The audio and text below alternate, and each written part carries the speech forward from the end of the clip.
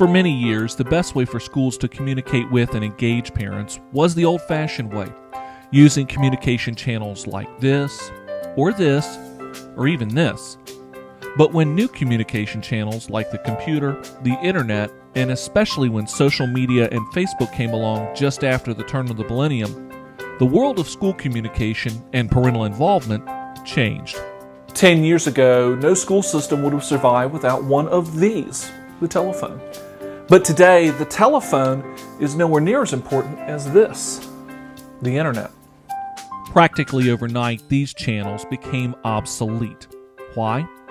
Well, mostly because today's younger parents don't use them anymore because things like newsletters and notes often don't provide up-to-the-minute information, and they're just not fast. Today's younger parents, particularly those from the millennial generation, tend to look for information here. But now they're also looking here because they can find information quickly, and online sources tend to be updated frequently. So what does this mean for K-12 school systems?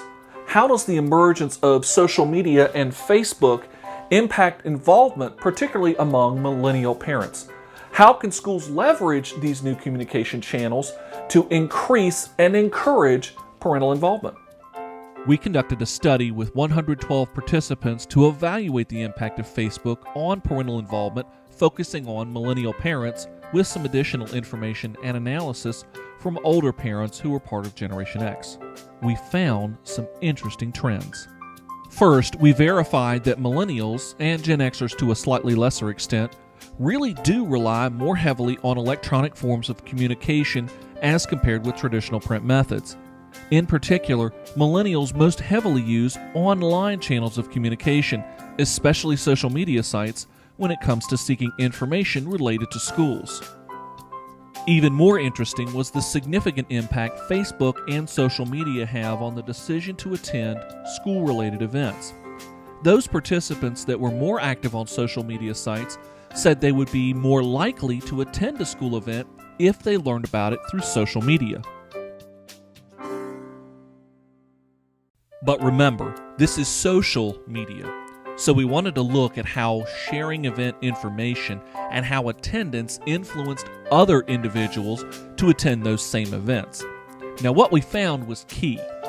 If an individual's friends or family members are attending a school-related event, and those friends or family members post on social media that they're attending that event, then the individual also is more likely to attend the same event.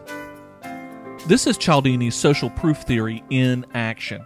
If a school can, using Facebook for instance, build up the level of anticipated activity for an event, then there's a greater chance that those who had not originally intended to participate in a school function may begin to consider doing so because of the perceived social desirability of participation in that school event. So in essence, if I see on social media that a lot of my friends are attending a school-related event, I may be more willing to participate in that same event just because many of my friends are doing so. And I just want to be part of the gang. The simple fact is that millennials want to communicate using digital channels, websites, social media, texting, and whatever new option comes next. So how do schools and school districts communicate with and engage these parents? Well, the answer is pretty obvious. They must have a fully functioning and robust online presence, including social media. Schools and school districts must fully embrace online communication and social media channels, just as they did the telephone in the previous century. Through social media, schools can promote all sorts of parental involvement opportunities, from volunteering to serving on the PTA to advocating for increased school funding. And, as the research showed, if more and more parents start doing so and state that they're doing so on social media, schools will start to see increased levels of parental involvement in many different ways.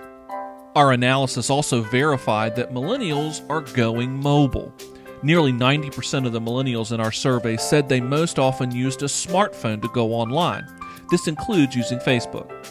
This means that schools need to think mobile.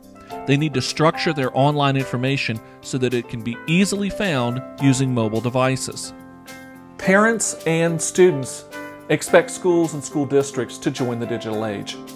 Those schools that resist this change will find themselves facing parents and students that will one day begin demanding change.